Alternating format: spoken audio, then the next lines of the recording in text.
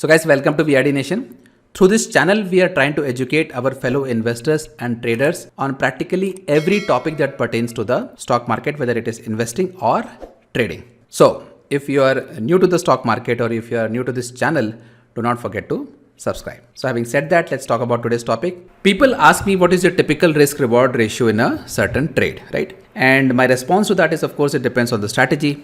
Some strategies have risk reward of 1:2, 1:3, sometimes it's even higher. But there is something about this question which bothers me a lot, right?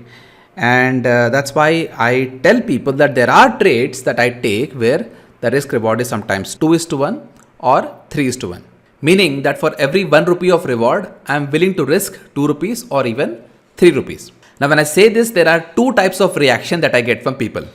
Now, the first category of people think that I have no idea how to trade, right? Because after all, who would risk 3 rupees to make just 1 rupee, right?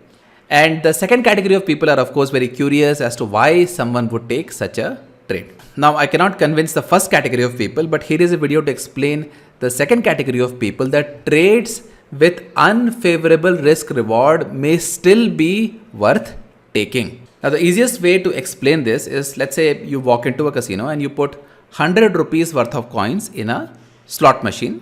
Now tell me, in this case, what is the risk reward for the casino? Well, the reward is 100 rupees and the risk is 1 lakh rupees, right? So the risk reward in this situation is actually going to be 1000 to 1, right? So it means that for making 1 rupees, the casino is willing to risk 1000 rupees. Now tell me guys, does it make any sense? I mean, why do the casinos do that? Are they crazy? No, they are not crazy. They know exactly what they are doing. Because for every one person who hits the jackpot, there will be 5,000 more people who will just lose their money, right? So even if, let's say, once in a while a few jackpots got hit, the casinos have to pay them off, the casinos eventually are going to be profitable because the game that they are playing is that of probability, right? So the long-term probability works in the favor of the casinos. Now the exact same thing is applicable in trading as well. So let me give you a practical example of this. So this right here is an example of an expiry day strategy, which, as many of you know, that I deploy every Wednesdays and Thursdays. And on these days, I'm not too much worried about the risk reward, right? So on these days, sometimes I sell options worth 5 rupees, worth 10 rupees. And the stop loss for these trades sometimes are 2 times and even 3 times, right? So for a 10 rupee option, let's say I can have a stop loss at 30 rupees and sometimes even 35 or 40 rupees also. Why? Why do we need to have that kind of a stop loss?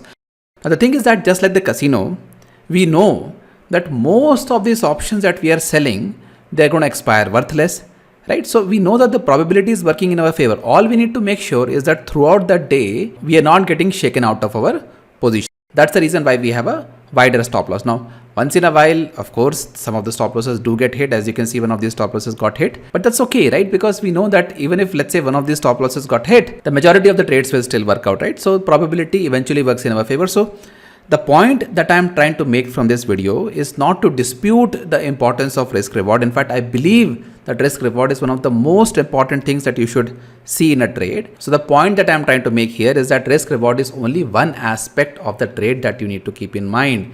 The other aspect is probability, right? And if the probability is very high, it is okay. It's not bad to take a trade where the risk reward may seem unfavorable because you know that the probability is eventually going to take care of you.